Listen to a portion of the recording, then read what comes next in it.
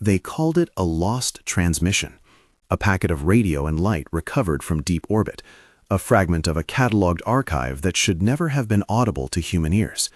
The label on the file, now circulated in shadowed corners of the web, read plainly, "Recovered by a major space agency, dramatized reconstruction."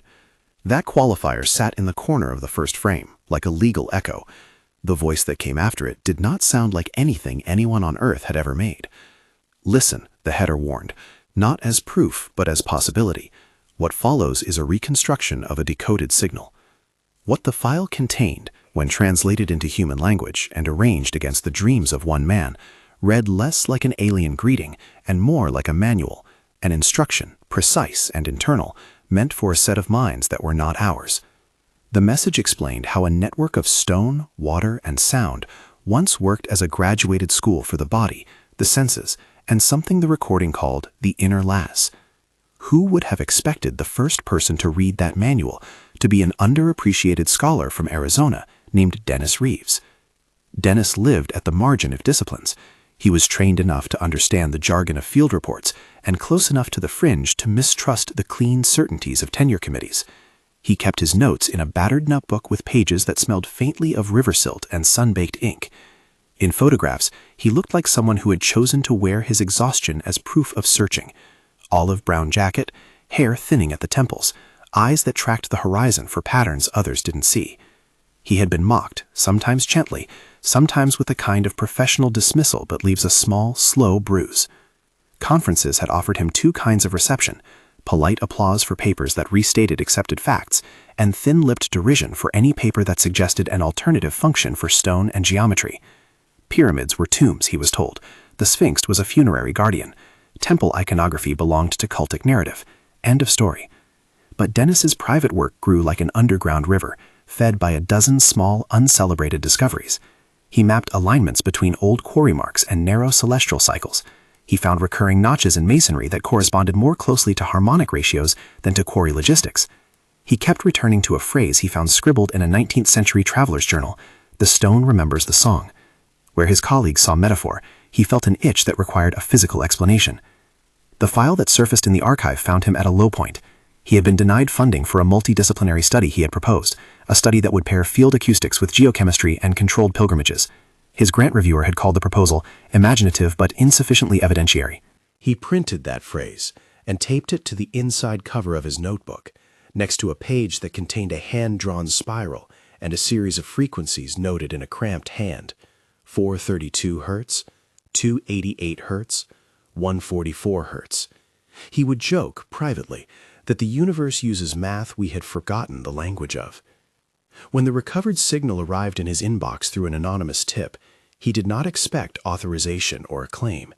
He expected to be told it was noise, a glitch in the decoding. But the transmission had structure. It had pauses that corresponded to breathing. It threaded micro-harmonics through background radiation, like a voice speaking inside a bell jar. And when the translators, an ad hoc group of linguists, spectral analysts, and a retired engineer who believed in pattern theology, rendered segments into English, Dennis recognized the metaphors he had been tracing for 2 decades. The translation did not read like a press release. It read like someone giving directions. "This reaches beyond burial," the voice in the archive said, in a cadence that had no accent and yet borrowed the simple economy of old storytellers. "It is a ladder. It is a curriculum." Dennis listened until dawn. He read aloud the short passages that were marked as clear. He felt the dry mouth of an academic who had for years taught students to ask better questions than their predecessors. Each phrase in the recovered file resonated against his private notes until the two documents sang in unison. The recording did not claim to make gods. It spoke of enabling perception, a phrase that in the translation returned again and again. He began to dream with the same insistence as the file itself. In those dreams, the desert breathed like an instrument. The pyramids were not silent blocks, but tuned surfaces that caught the sun and translated it into vibration. Bales of quartz dust glowed with a faint inner light, and gold flakes moved through water like tiny suns that remembered waves. The dreams put a body to the geometry, a sarcophagus that felt like a womb, a king's chamber that read like a tuning room. If you have ever followed a conviction no one rewarded you for, you know the strange, slow mobilization of proof. For Dennis, it began as an accumulation of little coincidences, acoustic resonances that matched ratios he had recorded in old architectural measurements, local oral traditions that retained a memory of listening stones, a smear of ancient pottery glaze tested and found to contain unusually pure metallic particles. None of these things proved the message. None of them would meet the peer review threshold on their own, but the recovered files stitched them into a language. At the end of the first week of listening, he posted a short essay on a small, otherwise obscure website, a humble reconstruction of one translated passage with commentary. He did not expect much. He expected criticism, perhaps. He did not expect the slow, patient arrival of strangers who answered with their own observations. A woman in Cairo who had felt a prickle of static in the Great Gallery, a retired diver on the Red Sea shore who had recovered a shard of pottery with flecks of gold, a musician from Buenos Aires who noticed that when he tuned his cello to 432 hertz, the sound felt older to him, like a voice from the bones. A few of those messages came with photographs, grainy and grainier, each image asserting small corroborations where science had not yet turned its bright lens. If the recovered file changed Dennis, the change was subtle at first. He stopped referring to the pyramids as monuments and started calling them modules. He replaced verbs like built with verbs like tuned. He began to use the word activation, where his peers would have used funerary. He did not claim to have experienced anything beyond the records. He claimed instead a growing conviction that the stones had been designed to do more than memorialize the dead. Whether they did what the recording claimed, tune cells, open the pineal, rewire the inner lattice, remained a matter for the recording's listener to decide. And then the message itself offered a second, more destabilizing layer: context. The file did not begin with pleasantries or with an explanation of the builder's moral code. It began with a line that read, when translated, as if through an oddly intimate doorway, "We will instruct the caretakers in order that those who awaken may remember." Short sentences, not boilerplate. The voice in the recording framed the pyramids as parts of a system that reached from the Nile to the stars. It spoke of sequenced stations and of water that carries crystalline memory. It used engineering words without betraying engineering arrogance: lattice, coupling, harmonic envelope. The recording suggested that the stepped visits to temples, Isis, Hathor, Horus, Osiris, were not episodic religious rites, but a graduated curriculum. Each site was a lesson, each lesson a modulation in sound and geometric field that nudged a living organism into greater coherence. The Nile, in the recording's language, was a purification stream, but not only of the body of the pilgrim.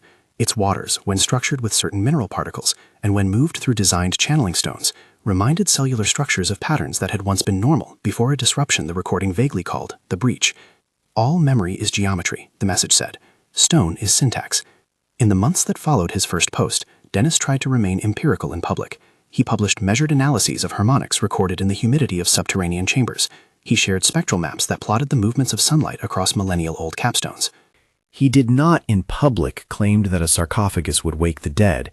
He did claim that the recording provided a testable hypothesis.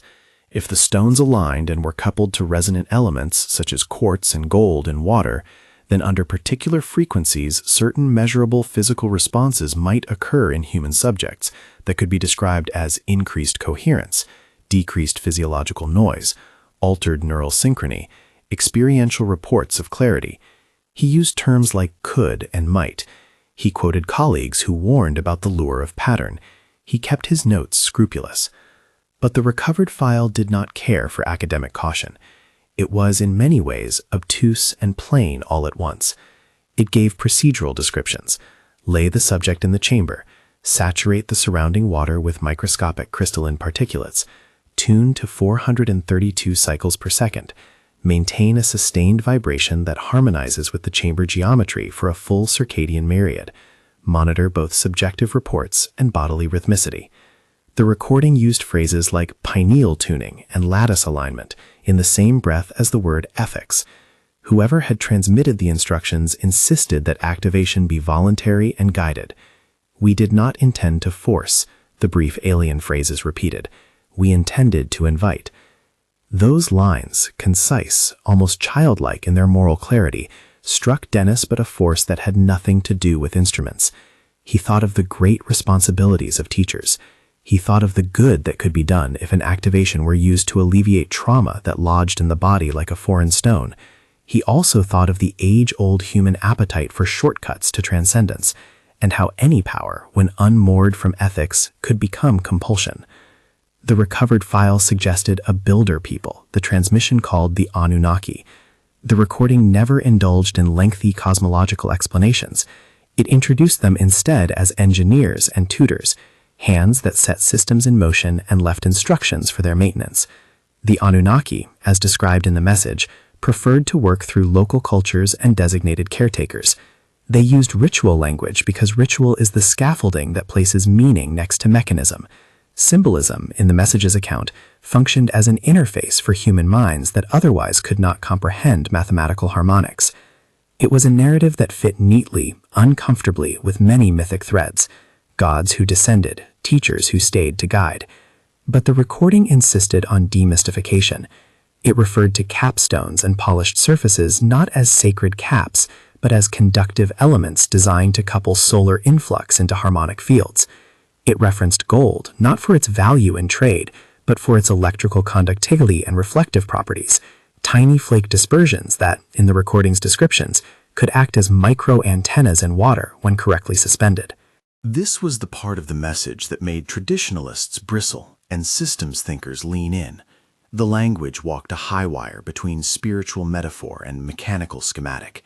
The recording described the Sphinx not merely as a guardian statue, but as a keyed repository, a sealed chamber with a frequency-based lock, a storehouse for memory encoded into stone and tempered by a specific harmonic. The seal, the message said, would only open when approached at the correct envelope of vibration, a fingerprint of sound and structural resonance. "We encoded our record," a short line in the file said, "not for theft, but for stewardship." Dennis could imagine the Sphinx as a file cabinet that only responded to the right cataloging method. He imagined grooves of stone that, when stroked by an appropriately tuned wave, would produce overtones that, combined with a precise water chemistry and a carefully aligned capstone, would instantiate a particular state in the nervous system of a visitor. The recording was explicit enough to be dangerous and ambiguous enough to be immune to simple refutation. At some point in his study, Dennis began to gather a handful of seekers who responded to the file with a mixture of skepticism and hunger.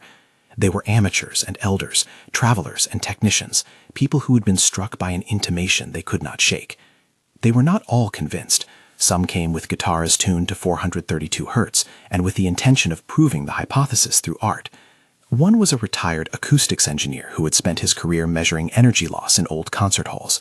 Another was a young neuroscientist who had become disillusioned with reductionist models and wanted to see whether subjective reports could be aligned with measurable physiological shifts. They were not a cult, they were a rough band of experimenters who brought different tools to the same question. After the first group met, Dennis recorded their conversations in a journal that became a public ledger. He resisted scripting their experiences into the narrative the recording suggested. When the retired engineer tapped a stone in the gallery and whistled a note that matched a harmonic the file described, the room did not glow. No miraculous light poured forth. What happened instead was quieter and strange. Each person in the group reported a small, almost inaudible easing in tension behind the eyes. One woman wept without understanding why. A man who had complained for years of a ringing in his ears described it as pulled soft. The neuroscientist found tiny variations in coherence across EEG traces that warranted further study, but called them preliminary and anecdotal. The recovered message, however, did not care how long it took for the world to verify. It continued in its businesslike way, delivering a sequence of images the translation rendered in accessible metaphors. It showed for the listener how the builders had chained together the Nile's currents and temple thresholds so that a pilgrim could undertake a staged purification. The Temple of Hathor, the message said, was a station for heart coherence and emotional release.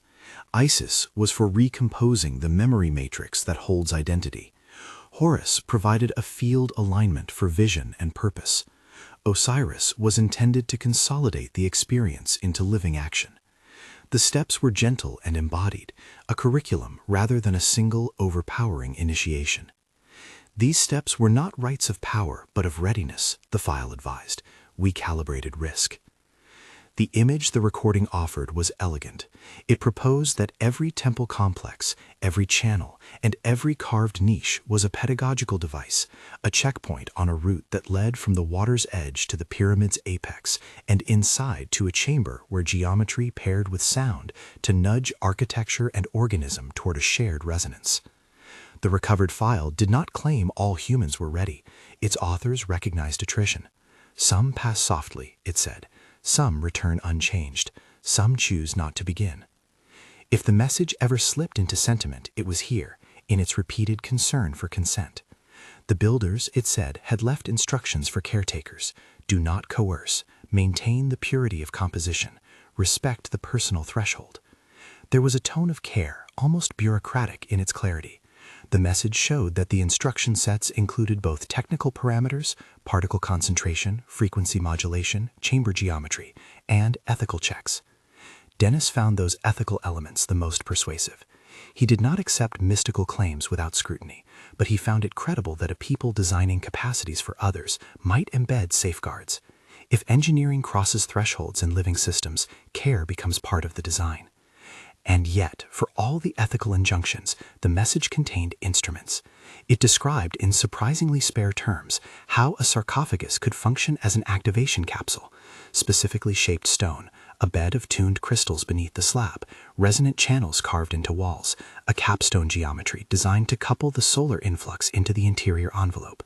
It described the frequency, 432 cycles per second, not as an arbitrary number, but as a harmonic interval that, in the recordings tests, produced certain consistent subjective shifts in those who were open to them.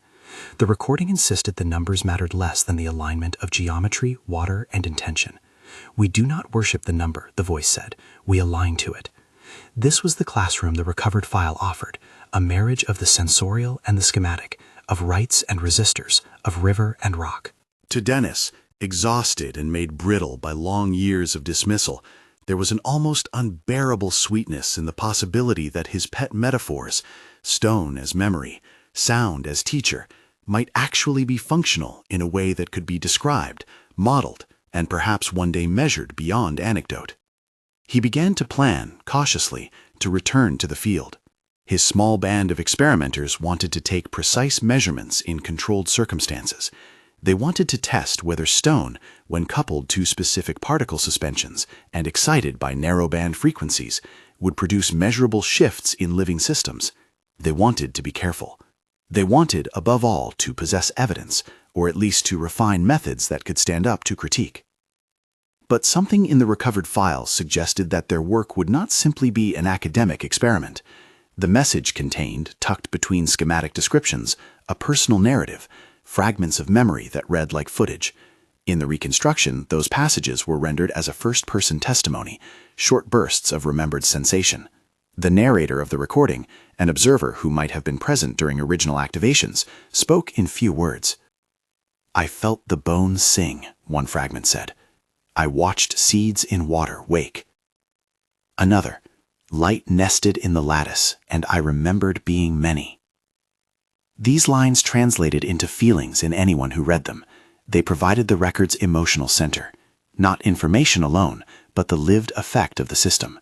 The message was both a manual and a witness statement. As Dennis prepared his first field trip after the Hiles release, he felt both the thin exhilaration of a scientist and the old hunger of a seeker. He knew how to measure a spectrum. He also knew how to notice what made people shift. He tried to hold both stances at once, to be rigorous and to remain receptive.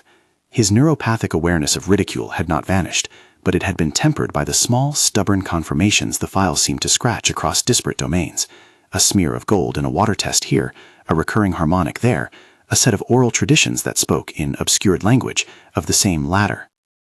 The recovered message had another, darker contour, the suggestion that the system's knowledge had been restricted after some social convulsion. The recording did not call it a suppression exactly. It used the word sealing. It described a time when the instruction set was placed under guard, when the Sphinx's repository was locked with frequencies that few could reproduce. The message implied that as civil orders changed, so did the purpose of the complexes. Where once caretakers guided pilgrims into graduated activations, later stewards preserved things as relics, and stones became memorials instead of modules. "We sealed to survive," the file said. Custodians kept the syntax intact, but the living curriculum dimmed. Dennis found the idea poignantly familiar. He had seen caretaking cultures that, faced with conquest or collapse, turned instruction into iconography as a survival strategy. Ritual icons preserved fragments of mechanical knowledge in forms that future ages might misread. In that way, the recovered file read like a map of cultural amnesia, not a deliberate theft, but an adaptive folding. But the file also carried an oblique warning. Its metadata, in the reconstructed archive, implied that the message was never intended for human use. In its own language, the signal seemed to have been addressed to an array of observers, some human-like and some otherwise. It was an interlibrary note, a maintenance manual, perhaps also an internal broadcast for other caretaking stations. In the archive, it appeared as if a copy had been misfiled or had escaped the intended circulation. "We sent this to the network," an alien phrase said. "It was not meant for your species." That line arrived to Dennis like an ethical imperative. If they were listening, if anyone was listening, it meant the knowledge had leaked, and with leakage came responsibility. Whether the leak was accidental, a deliberate archival backup, or a misaddressed packet, the presence of the message in his hands posed a question. What does one do when one finds something powerful and difficult? The recovered file made the question personal and urgent. The early trip, the first in a decade, had a low profile. Dennis and his small group arrived at the edge of the Nile under a depleted sun. They carried instruments, hydrophones, spectrum analyzers, and a small portable particle counter, along with notebooks and a determination not to simplify their experience into either myth or press release. They stayed in small hotels and spent long hours speaking with local caretakers, fishermen, and temple guards who would agree to talk in exchange for a respectful cup of tea and patience. The locals were not a monolith. Some were indifferent, some were suspicious, and a few were curiously generous with recollections that, once recorded, fit strange alignments with the recovered file. On the third day, Dennis found himself standing in a chamber whose polished basalt walls still held faint residues of lapping water. The ceiling was low, the air smelled of stone and the quiet of things that have been left to cool. He set up the hydrophone and began to map the harmonic profile of the space. When he played into the chamber a tone approximating 432 cycles per second, the stones did not glow. They did, however, respond with a whisper of sustained overtones that the spectrum analyzer translated into a lattice of microharmonics. The sound scattered and reformatted, as if the room itself had spaces inside it that knew the tune. "This could be acoustic coupling," muttered the acoustics engineer, smiling at the word that made him a little self-conscious. "It could be chamber resonance interacting with microgeometry, or it could be something else. Let's not leap." Dennis tried to stay in that sentence. Let's not leap. He recorded the results, and when they played back the captured sound, a group of them felt, again, the ache behind the eyes that had reappeared in earlier sessions. On the recording, the engineer's graphs showed a reliable, if subtle, increase in low-frequency coherence when the chamber's harmonics were engaged. The neuroscientist showed a modest increase in phase locking in certain frequency bands in the group's EEG traces. The results were small but consistent. There is an ethical architecture to small results. They must be treated as invitations to further study, not as confirmations of wide-scale metaphysical claims. Dennis understood this. He published a paper with careful caveats, and yet it was the recovered file's fragmentary footage, the part that showed a man lying in a sarcophagus and breathing slowly as a faint, pulsing tone filled the chamber, that captured imaginations. The reconstructed footage did not show miracles. It showed the texture of a human being in process, slow inhalations, an inner trembling that the camera could not translate, but that the subject later described as a loosening. The subject's eyes, when he sat up, carried a distant look that he tried to explain with words like remembering, but not all at once.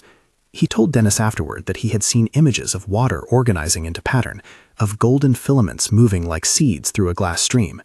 The man would smile and then frown at the limits of language. Dennis recorded these testimonies with an ethic he considered sacred. He insisted on documenting both the subject's narrative and the objective measurements. He did not, and would not, promise that any participant would experience anything. He did not use words like cure or guaranteed awakening. He used instead the language of alignment, modulation, and consent. As the weeks passed, the recovered file's presence in the public imagination grew unevenly. Some took it as breathless confirmation of everything they hoped, evidence of ancient technology, proof of benevolent selectors watching over humanity. a secret key to instant transformation. Others took it as a dangerous flirtation with wishful thinking, self-delusion dressed as science. Dennis watched both extremes with a weary and wary heart. He knew the file's power lay less in the content itself than in what people would do with it. If the recording's moral center remained intact, there was nonetheless a thorny problem beneath. The file suggested the system had been sealed for a reason. The builders had warned against misuse. They had designed checkpoints. They had left guardians. The Sphinx in the recording had been positioned both as gate and as archive.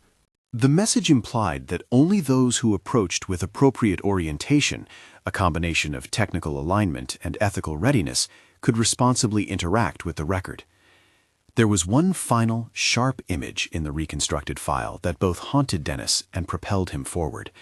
It was a short, almost clinical description of an activation, not the aftermath, not the stories, but the moment the sarcophagus's resonant field met a receptive organism.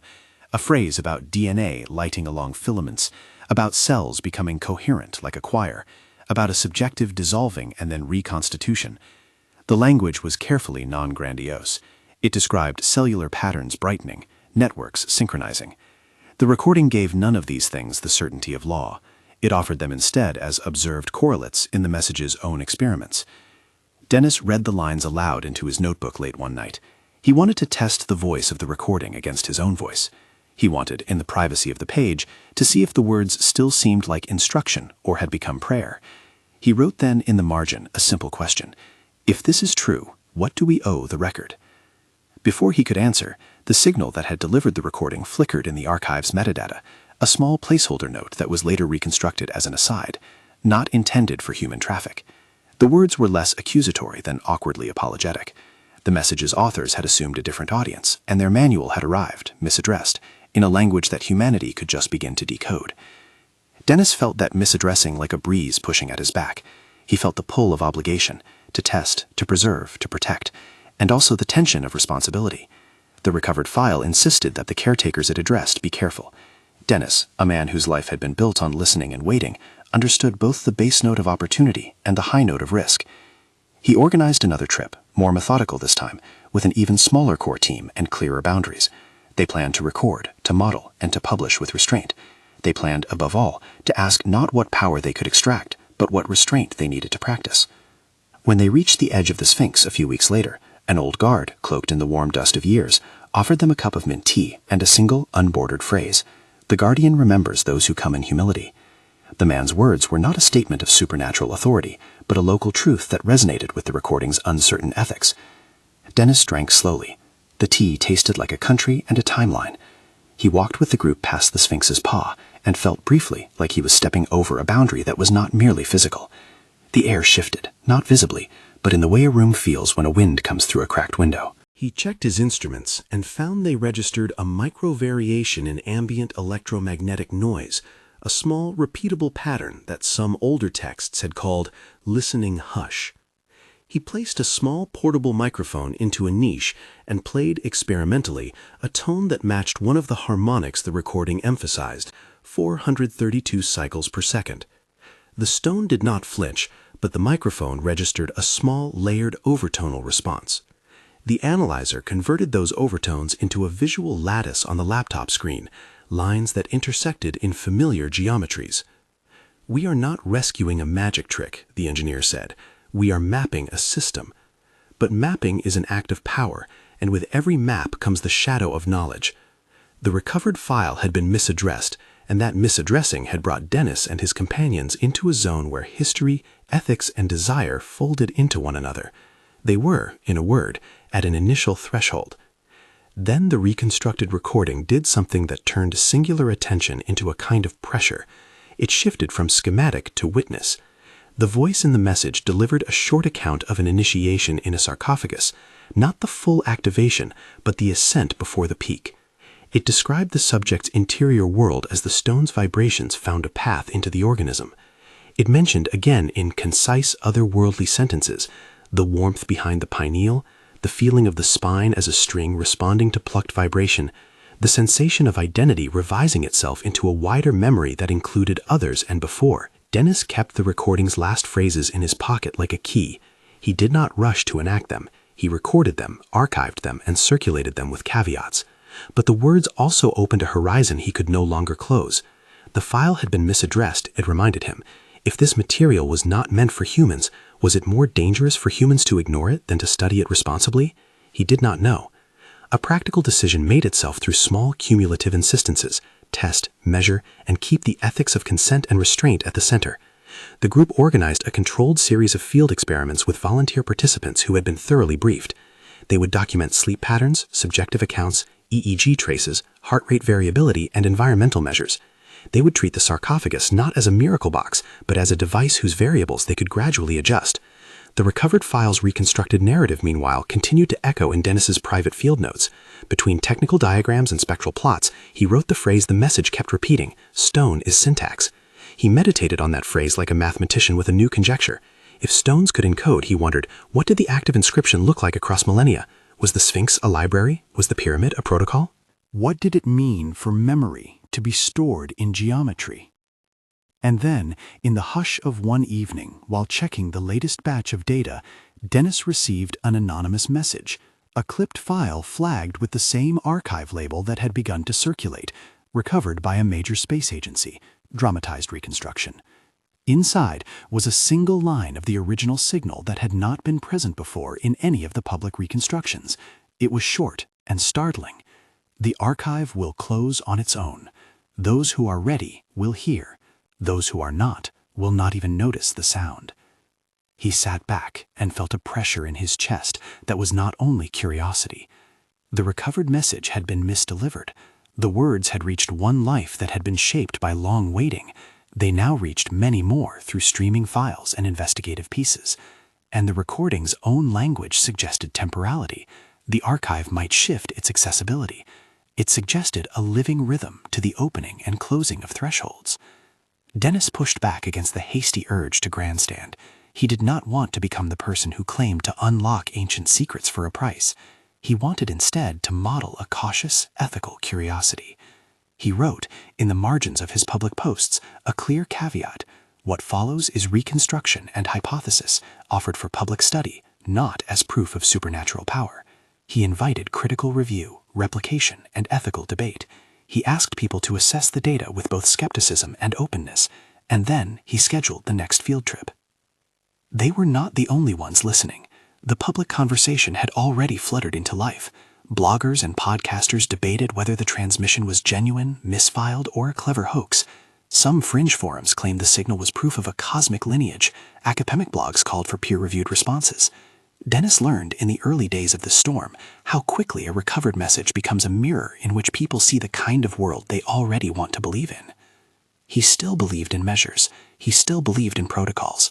But the recording, with its sharp sentences and caring injunctions, had imparted a quality that no instrument could register, a sense of purpose.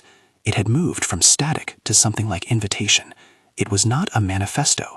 It was a set of instructions whose moral center was as insistent as its technical detail. The group planned their next experiment to be smaller and more controlled. They would approach a sarcophagus not as cultists but as technicians with ethical restraints. They would bring a subject who had been scanned extensively, a subject who volunteered, and who had family present to witness. They would monitor the process and publish the data. They would be transparent. They would not promise transformation. They would measure. When the day came for the controlled activation phase, instruments were in place and the subject lay within the stone cradle. The room hummed with the low frequency the message emphasized. The hydrophones picked up the coupling between the sound and the chamber geometry. The monitor showed subtle shifts in the subject's neural patterns. The group watched. And the recording's voice, which had been a technical guide and an ethical narrator, seemed to lean in, offering a short, private phrase: "Remember what you are asking." Dennis thought of that line as they ran through the procedure checklists. He thought of the misaddressed archive and of the responsibility that came with unexpected knowledge. He thought of the Sphinx and the guardian's paw that had seemed, weeks before, to ward the threshold. He thought of the possibility that the message had been meant for another audience and that it had found human ears by accident. He thought, too, of the many people who might seek quick results and of how fragile such a system could be when misused. They breathed together as the tones sustained, the monitor tracing slow waves on the screen. The room held a small global quiet that resisted the impatience of explanation. Then the subject inhaled deeply, and in the grip of that intake, the tone shifted by a hair's breadth, a micromodulation that the recording's reconstruction suggested was intended as a key. At that exact moment, the recovered signal's reconstruction, the file that Dennis had studied so closely, offered a line that felt, in its brevity, like an admonition and an encouragement. Do not take this as promise. Take this as possibility. The subject's eyelids fluttered. The small team leaned in, both as technicians and as humans. The monitor showed a sudden, modest increase in rhythmic coherence across several bands. The subject's face, which had been blank, softened, and for a few seconds wore an expression Dennis could not name. Not rapture, not pain, but attention, as if someone were reading aloud a long-lost family name, and the name finally fit. Then the volume of the external tone gradually decreased. Instruments registered minor shifts back toward baseline. The subject opened his eyes and smiled quietly, with the kind of tentative gratitude that visits people who have brushed an edge of something that might be more than they are. Afterward, in the small debrief circle, nobody made grand claims. The neuroscientists said the data were suggestive but not conclusive. The acoustics engineer rattled off possible artifacts. A woman in the group, wiped-eyed, said she had felt the bones of an older memory respond. The recording's phrasing echoed in Dennis's head like a bell. We intended to invite. The recovered file had been misdirected, perhaps, but the invitation had arrived. It had reached an earnest group ready for once to test, to measure, to record, and to keep ethics explicit. It had reached Dennis, a man who, for decades, had been told to stop looking, and now found himself alternately buoyed and alarmed by a responsibility he had not sought. Outside, the desert kept its slow, patient clock. The Nile continued to move like a long, remembered breath. The recovered message, now public, but carefully qualified as reconstruction, continued to ripple through small communities. People who had read the file began to ask new questions of old stones. Pilgrimage started, not in numbers, but in trickles. A musician here, an elder there, a curious scholar with a respectful skepticism.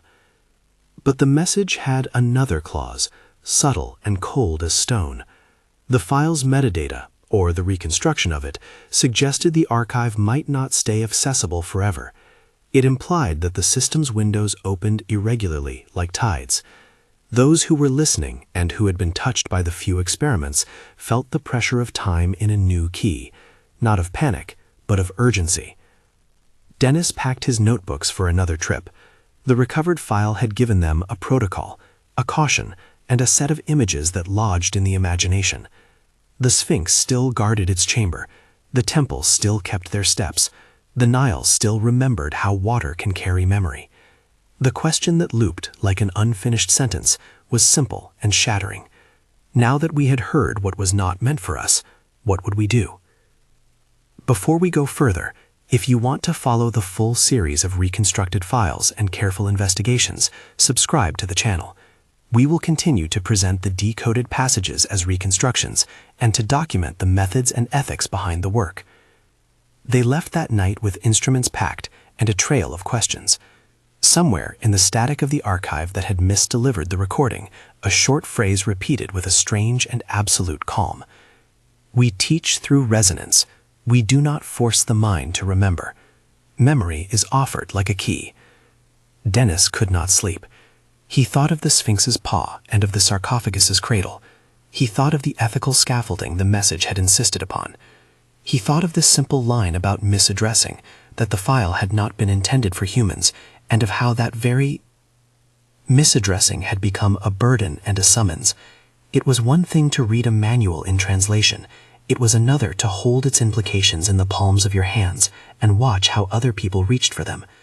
The recovered file had been misdelivered, and the misdelivery now sat like a compass needle in Dennis's chest. It pointed him towards choices that would shape not only his life, but the slow, shifting culture that had begun to gather around the work. He did not rush. He had learned that haste collapses nuance. Instead, he curated an approach that moved slowly enough to be ethical and precisely enough to be methodical. The next trip was planned as a pilgrimage and a protocol. Volunteers were vetted not by belief, but by clarity. They read and annotated the reconstructed passages.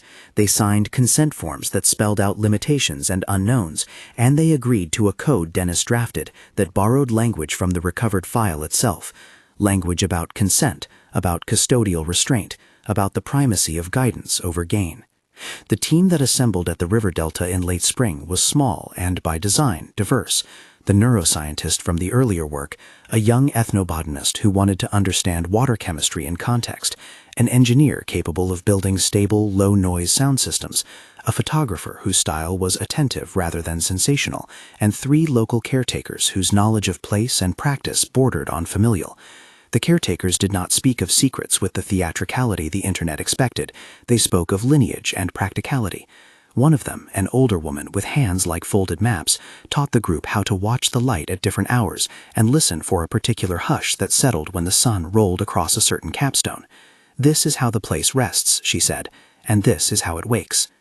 Their destination was not the Great Pyramid's King's Chamber again, but a smaller complex on a lesser-known bend of the Nile, where, according to a set of oral notations the recovery had collected, a caretaker line kept records translated as the Small Archive. It was in this narrower field, less exposed to tourists and easier to protect, that Dennis believed they might test more modest coupling arrays, safe frequencies, and controlled particle suspensions in water. The recovered file's procedural details were precise enough to be dangerous if misapplied, but also precise enough to allow erudite caution. They set up a controlled tank system, not in the chamber itself, but in a courtyard carved for preservation. The idea was to simulate the wider system's parameters without exposing volunteers to unknown chamber idiosyncrasies. The tank's water was filtered and dosed with mineral suspensions that the recording had suggested. The translation rendered them as gold microfilaments and quartz infusions, phrased carefully by the ethnobotanist to avoid any promise beyond curiosity. They employed a sound system calibrated to a narrow frequency band centered on the recurrent interval that the recording emphasized. Instruments tracked EEG, heart rate variability, galvanic skin response, and synchronized time codes to subject testimony. The protocol was slower than any headline could stomach. Before any tone was played, each subject sat with caretakers and described a constellation of life experiences, hurts that lingered, moments of clarity they hoped to know more fully, and their willingness to be unformed for a short time. Everything, Dennis insisted, would be reversible. The recovered file had reminded them that not everyone passed the ladder, and that some left the work unchanged. That warning became part of the screening, part of the ethics. When the first gentle tone of the session reverberated through the tank in the courtyard, the sound was thin and blue as breath. It did not feel cinematic. It felt like the world under a thinned veil, more textured, more detailed, and less like the incandescent climax people expected. The first subject, a woman in her 50s who had come seeking relief from an ache she could not name, described nothing dramatic. She felt a loosening behind the sternum, like a ribbon letting go. Her EEG recorded a modest uptick in cross-frequency coupling. The ethnobotanist sent lab samples to a collaborator. The particle suspension remained stable. No biological markers suggested harm. Small ripples proliferated into small, important reports. A musician later wrote that tuning to 432 Hz in the courtyard felt as if an old instrument recognized my hands. A local gardener, skeptical at first, reported that he dreamed of an old riverway he had never seen. In the dream, he knew the pattern of its stones. The neuroscientist cautioned against poeticizing these results. "They are hints," she said in the team's ledger, "correlates, not causation." It was during this sequence of careful, modest steps that the recovered file offered them another fragment, a short, newly reconstructed line that had not appeared in earlier downloads. Its metadata again carried that same dramatized qualifier. The line was brief and written in the recording's otherworldly economy. The keys shift when the caretakers remember to listen together. That sentence landed like a rule. Synchronization was a central principle. The message suggested that no single instrument would achieve the system's design. It required ensemble: water, stone, geometry, sound, and the ethical attention of multiple human minds aligned toward restraint. Dennis thought of the line as both technical guidance and moral guardrail. It begged a simple question: could a human group approximate that synchronization without becoming a new kind of cult? The answer for Dennis lay in openness. They published their careful data, annotated with caveats and linked to raw sensor logs. They invited peer review and critique. They held town hall-style meetings on the Nile's edge where local communities could ask questions and voice concerns. The archaeologist cadre that once mocked him began to ask procedural questions at these meetings rather than dismissive ones. Engagement replaced sneers in some quarters. To Dennis's disappointment and relief, most mainstream scientists remained politely disengaged. A few engaged skeptically but constructively. Not everyone responded with sober curiosity. The internet had its predictable reactions. Quick believers who crafted elaborate narratives in comment feeds, opportunists who imagined shortcuts, and paid promoters who camped outside the sites to offer guided activations for cash, often without any of the measured protocols Dennis insisted upon. That shadow economy forced a painful clarifying moment. If a technology of activation existed, whether fully functional or only partially striking, it could be weaponized by those seeking profit or influence.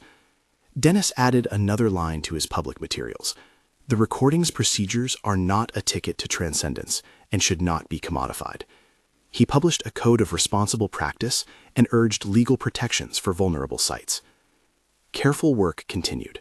One evening, when the team was packing instruments and the Nile's surface had gone silver with moonlight, the old caretaker woman wandered to the mouth of the small archive and touched a worn cap. Seal remembers its name when it is called properly.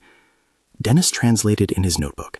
She meant the right amplitude, not volume, the right envelope, not just pitch. The message's repeated insistence on an envelope of vibration took on new practical meaning. It was not brute force, but a fine shaping that might, in conditions of alignment, cause certain responses. Word of their methodical approach reached a different audience. Secret society archetypes stirred in the margins, not as villainous conspirators, but as conservative custodians, a few private groups with long-standing interest in ritual preservation who preferred that knowledge remain hermetic. They viewed Dennis's public work with a mixture of suspicion and faint admiration. Some reached out with offers of access to texts and archives that had been kept in private hands for generations. Dennis accepted some offers and declined others. He was wary of vaults where knowledge is preserved as power rather than care. On a raw, windy morning, a representative of one such group, an individual who spoke in the soft tones of those long trained to keep secrets, arrived with a bundle of parchment reproductions and a caution. "Our concern," the man said, "is that any tool that alters experience without a guard against hubris becomes a thing of harm." He asked Dennis how the work would be protected from those who would weaponize it. Dennis answered carefully that their protection would not be secrecy, but transparency fused to ethical limitation. "If only a few know," he said, "they become gatekeepers. If everyone knows without restraint, they become marketable. We must thread a middle path." The man nodded, perhaps unconvinced, perhaps relieved. The narrative's pressure built toward a new threshold. The recovered file, in one of its more enigmatic fragments, made a claim about the Sphinx's sealed store, that a small chamber could be accessed when a precise lattice of sound and water geometry was staged across multiple stations simultaneously. It suggested that the archive's lock responded not to brute frequency, but to a coordinated phase envelope across sites, essentially a networked key. The idea that ancient builders might have intended distributed activation rather than single-point initiation reoriented Dennis's design questions. If true, it meant responsible activation required not only local ethics, but network-level governance. The risk was obvious. If a networked key existed, actors with enough resources could attempt to reconstitute it in ways that bypassed consent and custodial norms. Dennis and his team could not, ethically, broadcast a recipe for such coordination. They wrestled with the paradox. The recovered file's own concern for consent implied that its procedural content should be guarded, yet they also believed that hoarding knowledge historically turns instruction into superstition, and superstition into danger. Their compromise was to publish methodological principles and anonymized data, but to withhold exact networked parameters that could be exploited. They focused on education, training local caretakers in stewardship, investing in community-owned monitoring systems, and supporting local regulations that would help protect sites from exploitative commercialization. They created an open-source stewardship protocol, a living document the community could adapt, not a formula for activation. The Sphinx, with its still-sealed chamber, remained a locus of both myth and method. Dennis had hoped privately that the seal might be opened in a controlled way that mirrored the networked integrity the recording recommended. Multiple stations aligned, signals phased, ethical oversight present. This required alliances. He reached out to international scholars, to local custodians, and to a modest but serious coalition of technical partners. Most declined to be named publicly. A handful agreed to participate under strict non-disclosure and with a stated commitment to ethics. One of those allies was a retired conservator whose life had been spent stabilizing ancient stone. She was skeptical of activation narratives, but respected Dennis's insistence on consent. "If there is a key," she said, "we must not force it. We must ask it if it wishes to open." Her phrasing sounded almost devotional, but Dennis took it as a practical caution against hubris. The sequence they planned was not cinematic. It involved synchronized measurements across 3 sites: the small archive courtyard, a protective temple further upriver, and a carefully monitored basin designed to simulate Nile channeling. The idea was to phase the same envelope of vibration at lower amplitudes than the recovered file suggested, to observe whether any micro-change in ambient harmonic structure emerged, and whether such changes correlated with any measurable shifts in the stone's microstructure or in local electromagnetic readings. Everything was instrumented to be reversible. Caretakers and volunteers wore monitors. Independent observers performed blind coding on reports. On the morning of the coordinated test, the air carried a vertical hue, a quality of light that makes the edges of things seem both sharp and soft. The team began slowly, like a choir checking its tune: the tank system, the temple transducer, the courtyard speaker. The envelopes were shaped not by loudness, but by phase and by attentive micromodulation. They ran the sequence for hours, annotating environmental variables and the subjective reports that arrived in staggered time. At one point, the courtyard's analyzer registered a subtle shift, a rise in harmonic density in a narrow band that had previously been stable. It was not a dramatic spike that a sensationalist headline could exploit. It was a small, coordinated modulation across multiple sensors that suggested coupling. The conservator examined stone under field microscopes and found no damage. The caretakers listened to their own breath and reported in low voices a sense of attention, like a shared hinge. The neuroscientist called it a measurable synchronization.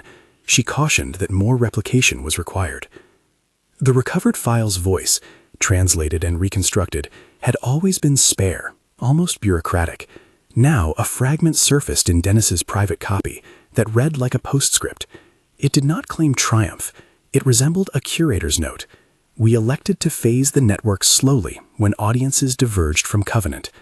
The line implied that at some historical moment, the original caretakers had deliberately attenuated access, perhaps to protect fragile populations, perhaps to prevent cultural collapse. It read less like conspiracy than like a defensive design decision. There was, in the aftermath of the coordinated test, a quieter kind of conversion, not mass awakening, but a turn. People who had been mildly curious now became teachers of restraint. He received mail from people who claimed subtle changes, less chronic anxiety, renewed relationships, dreams of places they had never visited, alongside skeptical inquiries and requests for replication. He did not treat the first category as proof. He treated the second as impetus for better design. He continued to publish data discreetly, to welcome critique, and to insist on informed consent as a threshold for any experiment. After months of measured work, the recovered file offered one final unsettling sentence in a fragmentary segment that circulated in private channels. "We archive for those who may steward. If the archive is opened by the unready, the tide's correct." The language suggested 2 things: that the builders anticipated misuse, and that the system had self-correcting properties, mechanisms that, according to the message, could attenuate or seal the archive again. Whether such systems existed materially, or whether they belonged to the recording's internal metaphor, remained undecidable. It was, however, a sobering image for Dennis. The idea that activation came with correction implied a built-in conservatism in the record's authorship. That conservatism reached its human consequence in an episode that, in later retellings, would gather mythic overtones. A young man, recently radicalized into thinking of activation as a shortcut, attempted to reconstruct a field in a remote, unregulated site. He did so without caretakers and without consent. His attempt failed in technical ways, equipment instability, improper particle suspensions, and succeeded in social ways. It attracted a small, disheveled group of copycats who offered to complete what he had begun. Word of the attempted activation reached Dennis through local networks. He acted not as a prosecutor, but as a mediator. He traveled to the site, argued for de-escalation, and organized a closed, accountable exercise that emphasized repair and restorative practice rather than activation. The episode convinced many that openness without ethics is dangerous. It also reminded Dennis of the recovered recording's repeated phrase, "We intended to invite." Intention mattered more than access. The archive, misdelivered though it was, had kept returning to the question of motives. Time passed. The trickle of pilgrims became a river of careful curiosity. Small communities formed around stewardship practices. In Cairo and in smaller towns, artists and scholars began to speak of Inner Egypt as a metaphor for disciplined remembering, not a claim of literal DNA rewiring, but a cultural practice of structured recollection using temple architecture as a template for psychological work. Workshops emerged that used geometric meditation, hygroscopic water practice, and tuned sound as tools for attention training. Dennis supported these as companion practices, explicitly separated from clinical therapies and not offered as medical substitutes. He kept a private ledger of the recording's short witness lines. They were like beacons he sometimes reread at odd hours. The recording's alien voice, when presented in the translation, had a quality that Dennis now recognized. It was not merciless teacher nor patronizing God. It sounded like an engineer who loved order and a tutor who loved consent. In one of its briefest lines, rendered in his notebook with a careful margin note, the voice said, "Memory without guidance phrase." The sentence encapsulated everything they had learned. If structures of knowledge are rediscovered without an ethic, they unravel. If they are approached with care and restraint, they reweave themselves into social fabrics. The public arc of Dennis's life changed subtly. He never secured universal acceptance. He did not wish to be canonized.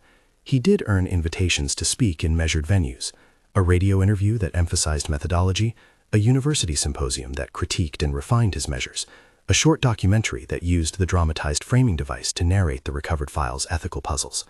He was careful with language. He avoided grand claims and never called any activation a cure. He referred always to subjective experiences, coherence correlates, and possible alignment. And then, toward the later stage of the narrative the recording had seeded, Dennis returned to the Arch of the Sphinx not as a man wanting answers, but as a custodian wanting to witness a careful experiment. This time the site had a different quality. It had the quiet of people who had learned to hold attention steady, caretakers who served tea without creating drama, volunteers who had been trained to observe, not to fix, and technical monitors whose job description was to prevent harm rather than chase spectacle. The plan was modest. No full network key, no dramatic opening. The group would attempt a low-amplitude phasing across 2 nearby stations, and in a separate, blind protocol, invite a volunteer who had passed all screening to sit in a sarcophagus-like cradle for a non-invasive period while instruments recorded. Their aim was simple, to see whether the stewarded procedure produced repeatable, measurable changes in coherence measures and in lived testimony, and to publish the result for critique. When the day came and the tones rested like a low sea through the stone, the recovered file's sparse voice seemed to be there, not speaking but remembered. We teach through resonance. We do not force the mind to remember. Memory is offered like a key. The volunteer lay quietly with eyes closed. On the monitors, a modest but reproducible pattern of phase locking emerged across some bands. Subjectively, the volunteer reported a softening at first, and then briefly an experience she later described as meeting a face in the water that looked like my grandmother. The conservator warned the team against romanticizing the detail. The neuroscientist cautioned about expectation effects. The volunteers described the occurrence with gratefully tentative language. Dennis felt in that moment a release of a pressure he had carried for years, the pressure of being the man who had listened too long and now was being asked to steward what he had heard. He still believed in replication, in critique, and in the slow building of knowledge, but he also felt a human warmth, the small social fact that people could come together, with instruments and with kindness, and ask hard questions without collapsing into fantasy or brutality. The recovered file's metadata, the part that had once suggested the message was not meant for humans, acquired a last practical context in Dennis's mind. The authors of the message had perhaps intended it for an archive network, a custodial array that required certain cultural competencies. That the file landed with humanity was an accident, perhaps inevitable in a universe where communications leak, channels cross, and maintenance packets misroute. The recording's insistence on consent and custodial ethics read now like a design feature rather than a moralizing afterthought. In time, Dennis's work generated broader cultural ripples that were modest but real, community networks that stewarded sites, educational programs that taught the difference between ritual and activation, and a small book he assembled, an annotated guide to the recovered file's claims and to the ethical protocols his team developed. He wrote the book not as a manual of activation, but as a manual of stewardship: how to ask questions, how to set limits, how to involve local communities, and how to maintain scientific rigor while honoring subjective experience. It was practical, cautious, and insistently humble. The book found an audience among people who wanted to practice careful remembering rather than quick supernatural gains. It did not make Dennis wealthy or famous. It did, however, become a resource for those who wished to study the recovered file responsibly. He included in it a stern caveat repeated from the recording itself: "This is reconstruction and hypothesis. We offer it for study, not as an instruction for unvetted practice." He also included a link to a community resource, a dossier of the team's anonymized data, their code of ethics, and an invitation to participate in open critique. The final public moment of Dennis's arc, as the reconstructed narrative presented it, was not a revelation but a testimony. He stood in a modest lecture hall, a panel of scientists and caretakers behind him, and read a short passage from the recovered file that had stayed with him since the beginning. "We encoded our record not for theft, but for stewardship." He closed the book and said simply that stewardship had to be the organizing principle. The applause, when it came, was quiet and not unkind. What the recovered message had done, misaddressed though it was open a question rather than resolve one. It had suggested that stone, water, and sound could be used as a curriculum for attention, and that the builders, whoever they were, had attempted to combine technical specificity with ethical scaffolding. It left open whether the phenomena recorded in the file were fully translatable into modern science. It offered instead a field of study where careful instruments, open minds, and humane practices might together begin to map the edges of possible effect.